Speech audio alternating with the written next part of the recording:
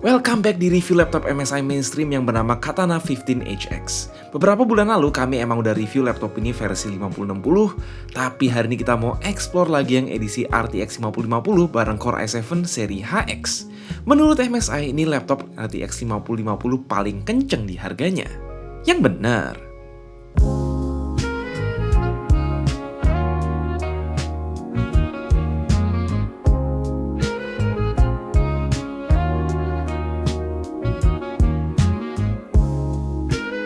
Sebelum kita bahas jeroan dan performa, sebaiknya rekap dulu aja nih buat yang belum familiar sama seri Katana.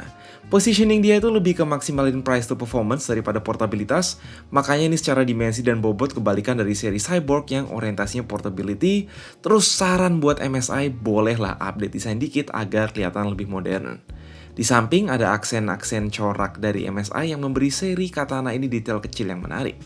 Karena bobotnya, layar yang masih agak wobble ini pun bisa dibuka satu tangan dan MSI ngeklaim engselnya pakai armored hinge yang hashtag lebih baik dari sebelumnya. Pertama, nilai jual Katana 15HX itu layar QHD IPS level 105Hz dengan game mode yang sudah 100% DCI-P3, cukup ideal buat ngeracik konten, nonton drama, dan main game, lebih baik dari merek sebelah yang punya laptop RTX 5050 20 jutaan, tapi layarnya masih 1200p. Apakah RTX 5050 sanggup maksimalin resolusi layar ini? Segera kita bahas di Tes Gaming. Aura MSI pun kental di keyboard RGB 4 zonanya dengan corak-corak gaming di mana-mana.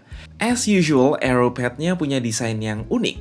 Kecuali kalau kalian suka tombol panah yang punya function macam-macam seperti ngatur fan profile, play pause button, dan lain-lain. Home and page up, page down terintegrasi numpad, butuh pembiasaan, sedangkan function row-nya nggak terlalu punya banyak fungsi tambahan. Ada Bluetooth di sini yang jarang banget gue temuin di F-Row laptop gaming, tapi tombol FN lock ada. Touchpad basic-basic aja, nggak luas juga, karena toh siapa di dunia ini yang pakai laptop gaming ngandelin cuma pakai touchpad. Di segi percolokan ada combo audio jack, 2 USB-A 3.2 Gen 2 yang terbagi 1 USB-A dan 1 USB-C, full HDMI port dan LAN port di sisi kanan, sementara di kiri hanya ada charging port dan 2 lagi USB-A 3.2 Gen 2 Type A. Walau USB-C-nya hanya ada satu, tapi gue seneng USB-C ini udah full function PD dan DP, support charging up to 100W dan juga USB-nya didominasi USB 3.2 Gen 2 bukan Gen 1. Masuk ke dalam kap mesin, ada alasan kenapa agak nggak mungkin Katana ini dibikin setipis Cyborg. Kita nggak melihat prosesor seri H, melainkan Intel Core i7 14650HX yang berbasis prosesor desktop dengan TDP besar, bareng RTX 5050 8GB full performance 115W. MSI ngeklaim ini adalah salah satu laptop gaming dengan RTX 5050 yang paling kenceng di Indonesia per video ini dibuat. RAM lagi mahal, wajar baru kepasang 16GB, tapi bisa di-upgrade sampai 96GB. SSD yang udah kepasang 512GB PCIe Gen 4 X4 dengan speed yang kenceng banget. Namun kami agak bertanya-tanya kenapa laptop segede ini nggak dikasih slot SSD satu lagi, jadi butuh effort lebih buat nambah SSD. Berhubung cuma beda 1 jutaan sama yang RTX 5060, seredi apa sih RTX 5050 buat gaming di resolusi 2K? First, dengan prosesor 16 core 24 thread di kelas 55W, udah nggak perlu heran kalau skornya bakal tinggi, bahkan termasuk yang paling tinggi di harga mepet 20 juta.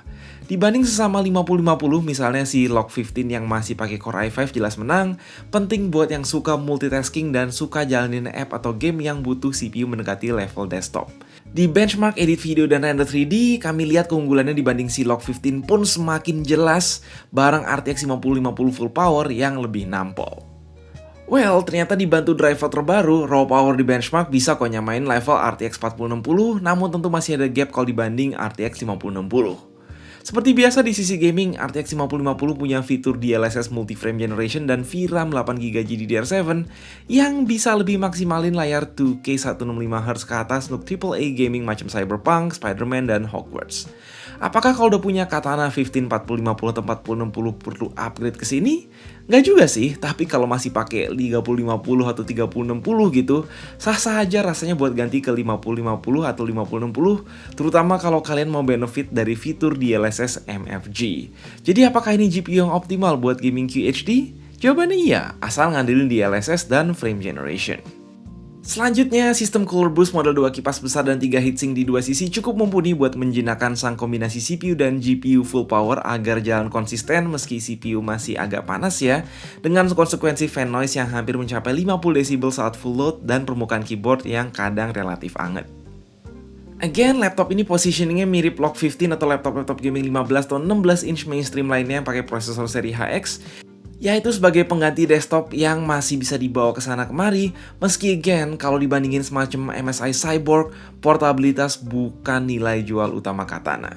Selama pasti pakai di rumah atau di kantor nyolok sama keyboard dan mouse yang proper, kalian bakal puas-puas aja jadiin ini sebagai mesin kerja sekaligus mesin gaming.